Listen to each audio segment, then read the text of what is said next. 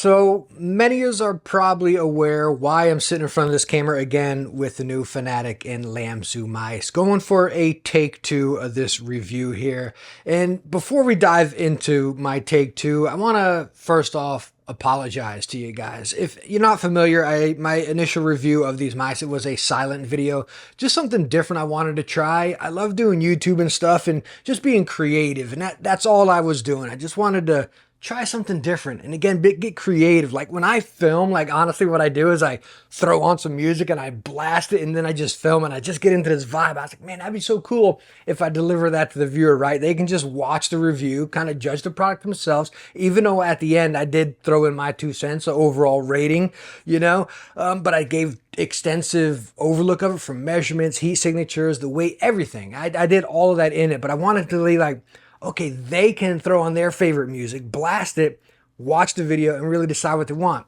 I just thought it would be fun. And again, just trying to be creative, but I want to apologize, number one, for not covering these how I usually do in a review for you guys. I want to apologize for that. And again, for wasting your time. So hopefully you'll give me a second chance here to give these a look over for you and let you know my honest opinion, the pros and cons, top to bottom, of the new Fnatic and Lamzu mice. So first, let's go and take a quick overlook on what you get inside your package. You can see right up here on the front, you got some core specs. Whenever you flip the box over, you got some more detailed breakdown specs right there, if you can see. But as far as in the box, again, we have the Maya X and then the regular Maya, pretty much the same, just 8K. But when you pop it open, we're all familiar with this awesome Lamzu packaging. You see over here, you have your mouse that really sits in there, and then your 8K polling dongle. Over here, you have your detachable C to A cable with that nice hook at the front right there. Braided cable, wouldn't recommend using this as a wired. We're obviously buying a wireless 8K mouse, right? So you're not gonna need that. Anyways, over here, you got your little carrying bag, some stickers, your manual over here, little quick start guide as far as adjusting stuff.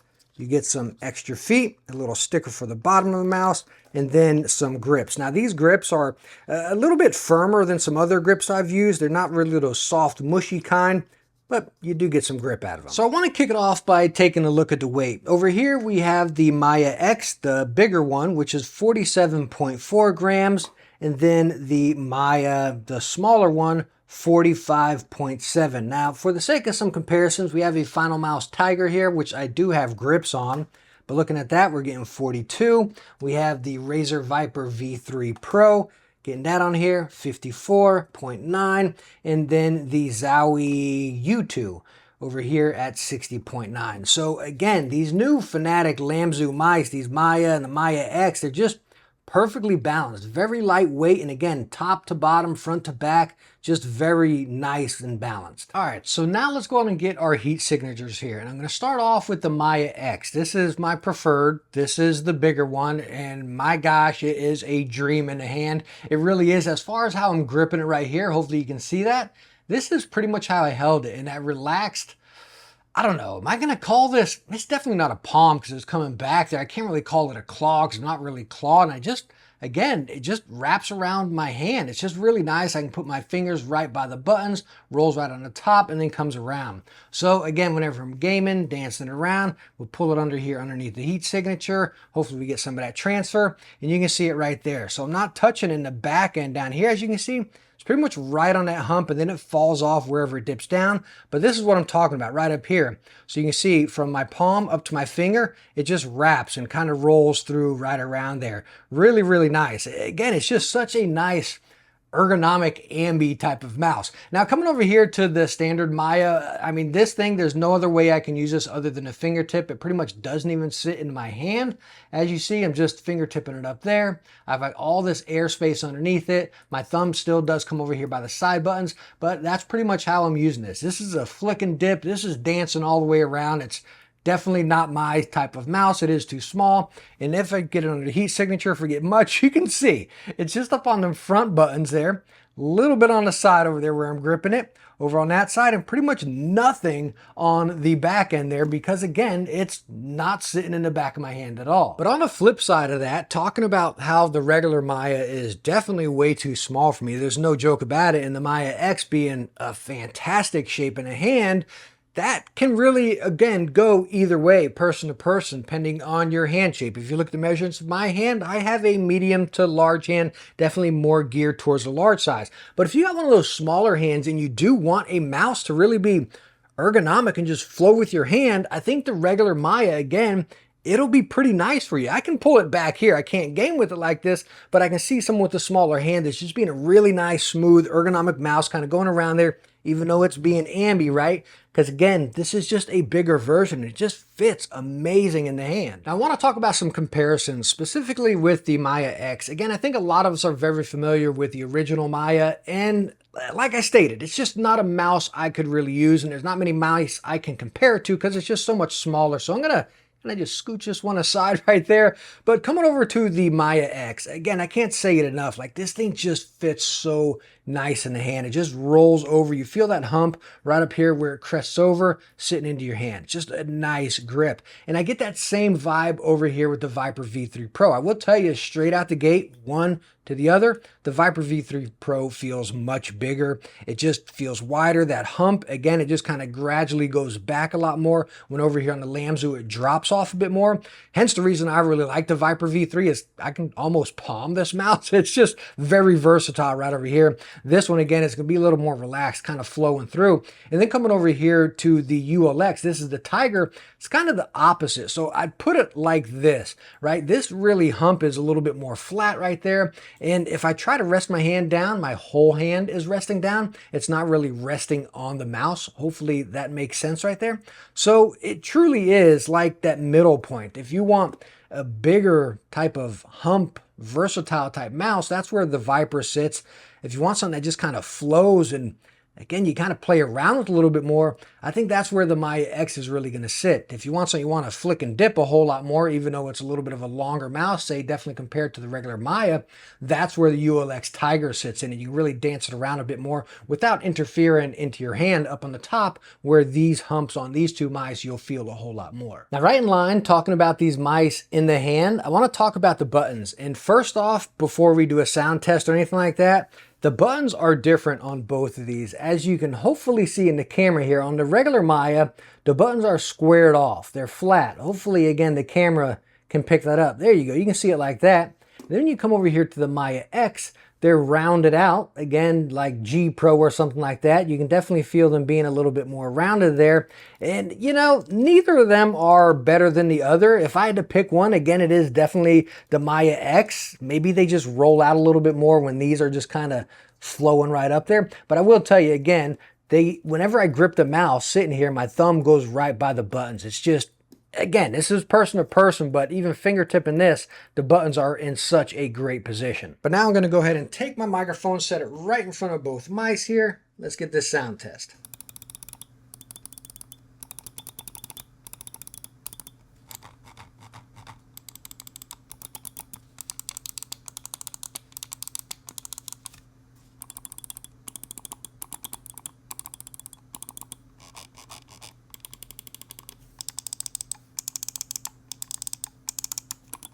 So my overall take of the switches on these mice, they're using the Omron opticals, which are saying they're revisited and refreshed compared to the original ones there. But I will tell you there's a little bit of bounce in them. And I'm not too sure that's actually the switch. It could just be within the mouse because once I click down, it's right there and I got a little bit of give. And I'm one that actually presses my buttons down all the way. I kind of hold my aim and then I'm shooting over here, you know. So I feel that bounce constantly over here. And that probably threw me off. But again, I don't think that's the switches. I think that's more or less the buttons kind of coming through here. When I come over on the regular Maya, I get the exact same thing. Now let me go ahead and give you a couple raw measurements of both mice here. Starting with the Maya X, as I think a lot of us are familiar with the regular Maya. Let me get that right at the front to the back. Hopefully I got this upside down for you guys here. Let's get it like that. We'll get that grip width right here by the buttons to the side. There's our grip width. As far as that flare out on the back end, right there. And then if we go from the buttons from side to side, there's that. And then from sensor to midpoint, as far as the height on the Maya X, again, I can't say it enough. The shape of this one is fantastic. I'm going to pull up a graph here in a second from Fnatic and show you the difference of sizes. But here's the regular Maya, which again, I think a lot of us are familiar with. Over here to the side. and then to the tail flare out right here, and then sensor to midpoint right there. But again, I want to show you this screenshot from Fnatic here, which really breaks down these mice really detailed, showing you the different sizes, heights, and whatnot. It's really nice and beneficial, and hopefully, again, it'll help you out a little bit, but I can't state it enough. I'm going to go on and on here. The Maya X is, whew, it is a nice shape. All right, so now let's go ahead and bust out the force gauge meter and check the build quality of these mice. And as many of you know, why I pull out the force gauge meter, so I'm not sitting here saying, oh, I got a tighter grip or I'm squeezing the heck out of it right here. I want to show you how far we can press these mice before we get any flex, or hopefully they never break, but if they do, and we know where it is. So starting with the Maya X, pressing up here, hopefully you guys can see that. I can get all the way up to like 15 pounds. I don't get any flex on the top shell at all. Now, whenever I come over to the side here, I can press, and right when I get up to around that 10-pound mark, I start getting a little bit of flex. And where I notice that, again, right over here where I'm pressing, but also on the other side of my hand when I'm pressing into it. Because you got that flex on both sides. But again, I'm talking around like 10, 11 pounds, and it's definitely more prominent here towards the back. It's not even in the middle where you're going to mainly be pressing. And I will tell you what, with myself being a firmer gripper, I never noticed any flex in game. The buttons never actuate. Heck, even when I press it here, up to 15 pounds, the buttons don't actuate, but I do feel that flex in there. I think it's just that little bit of frame down there to the bottom shell. That's what I think it is. And you get the same thing over here on the regular Maya. Whenever I press it into right at that 10-pound mark, I start feeling that flex again on this side and over on this side. And same thing, they're both prominent right here where it starts bowing out, right? Not on the back, not in the middle, but right here where it starts bowing. Again, no button actuation or anything. And basic use, you don't notice or feel that flex whatsoever. So as far as the build of these mice, I do think they're incredibly solid. Again, I've been using these mice for quite a while now, maybe around 3 weeks, and y'all know I'm a firmer gripper, and I never noticed that flex whatsoever. It's just whenever I do that test, and why I do the flex test, why I've always done the flex test from day one on this channel, and now why I use the force gauge meter, is I want to show you guys where will it flex, and again, hopefully it never breaks, but where will that weak point be? Us as reviewers, we're cycling through products constantly, right? Again, I use the heck out of this product, but I'm going to be on to the next product, right? Not as a customer that's going to use this one daily or a mainer. So I want to show you where those potential weak points are, and hopefully that is able to help you out. Now on the performance end of these mice, I think it is super cool that they include the 8K wireless dongle. That's really nice to see. Not charging an extra 20 or 30 bucks down the road. It's actually included in the box. Now, I don't run any of my gear at 8K. I run it all at 4K just to keep that seamless, smooth. When I run 8K, every now and then I'll notice a slight jitter or delay here. I just don't like that, and I don't want to take that chance. So when I run 4K, maybe it's just my system or whatever, but I just like that butter smooth performance. And running these at 4K, that's exactly what I got. No hiccups, no delays or anything, just butter smooth across the board. And as far as battery life, myself using the Maya X the majority of the time here, just dabbling with the regular Maya just to kind of play around with it. Running at 4K, no battery issues whatsoever. I mean, I plug mine in occasionally here and there, just get a little bit of juice, and I've never had any issues with battery draining. Lamzu states that you get 80 to 20 hours. Of course, that's gonna depend on your polling rate. If you're running 1,000 or up to 8,000, again, 8,000, of course, draining a bit more. But again, I feel like the battery was perfectly fine running at 4K. Now, right in line with performance, I want to talk about actually like using it, gaming with it here. And on the pad I've been using mainly lately is the Pulsar Para Control. I use the extra large, but whatever, it's the Para Control from Pulsar. Really nice, kind of that hybrid style. It's not rough on the skin, but you can see it's not that butter smooth, kind of soft pad. You definitely got a little bit of texture right there. But taking these mice, gliding them across it, it's super smooth. And I think where that's coming from is these feet on the bottom, which I really love. Hopefully the camera can pick it up there, but they're rounded out. Really nice and big, and they got a nice big rounded edge. Let me pull it up a little bit more, see if we can get some focus. I'm not too sure how well the camera will pick that up, but it's not just like rolled around the edge. It kind of rolls up and over. It's just really nice. And that's all these feet all around. I love how they got the dots on the side. So again, whenever you're swiping left or right, you still get that nice glide. It's really nice. And that's the same thing over here on a regular Maya. It just feels really nice to use. Now, as far as Lamzu software, it's fairly easy and straight to the point. As you see over here, you have profiles that you can choose from 1 through 4. You got battery life. By the way, this is showing Maya X up here. This is going to be the exact same for the Maya as well. Down here, customizing your buttons, pretty much straightforward. Debounce time, you got 0 all the way to 20 milliseconds.